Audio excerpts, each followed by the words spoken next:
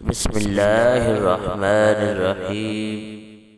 تمام تعریفیں اس کریم رب کی جو تمام جہانوں کا خالق اور مالک ہے، اور تمام تعریفیں اس کریم رب کی جو تمام جہانوں کو بنانے والا ہے اور سجانے والا ہے، اور کروڑہ درود و سلام کریم آقا علیہ الصلوۃ والسلام کی ذات پر جن کو رب تعالی نے تمام جہانوں کے لیے رحمت للعالمین بنا کر بھیجا ہے، اور کروڑہ درود و سلام آپ کی آل پاک پر اور آپ کے سارے اصحاب پر جن کو رب تعالی نے رضی اللہ عنہ و رضوانہ کے لقب کے ساتھ نوازا ہے۔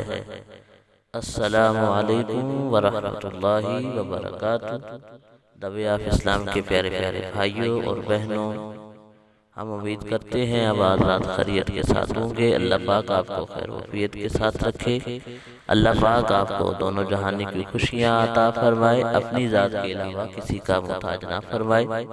پیارے پیارے بھائیوں اور بہنوں، آج جس موضوع پہ بات کرنا چاہتے ہیں وہ ایک خواب کی تعبیر ہے، اچار دیکھنا۔ خواب کی تعبیر سن کر آپ دنگ رہ جائیں گے، لیکن موضوع کی طرف جانے سے پہلے آپ سے ادبانہ گزارش ہے کہ آپ ہمارے چینل دبیاف اسلام کو سبسکرائب کر لیں، گھنٹی والے بٹن کو دبا دیں تاکہ ہر آنے والی اسلامی معلوماتی ویڈیو آپ کو مل سکے۔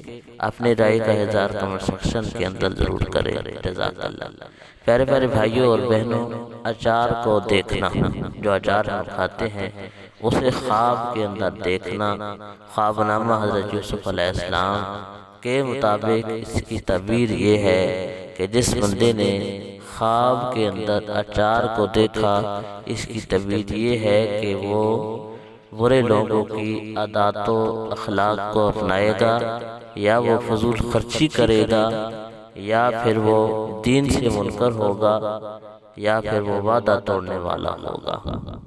جس نے خواب میں اچار کو دیکھا وہ برے لوگوں کے اخلاق و عادات اپنائے گا، یا اسراف کرے گا، فضول خرچی کرے گا، یا دین کا منکر ہوگا، یا اپنی بات سے ہٹنے والا ہوگا، یعنی وعدہ خلافی کرنے والا ہوگا۔ اللہ پاک ہمیں ایسے اعمال سے محفوظ فرمائے۔ اللہ پاک ہمارا حامی و ناصر ہو، آمین۔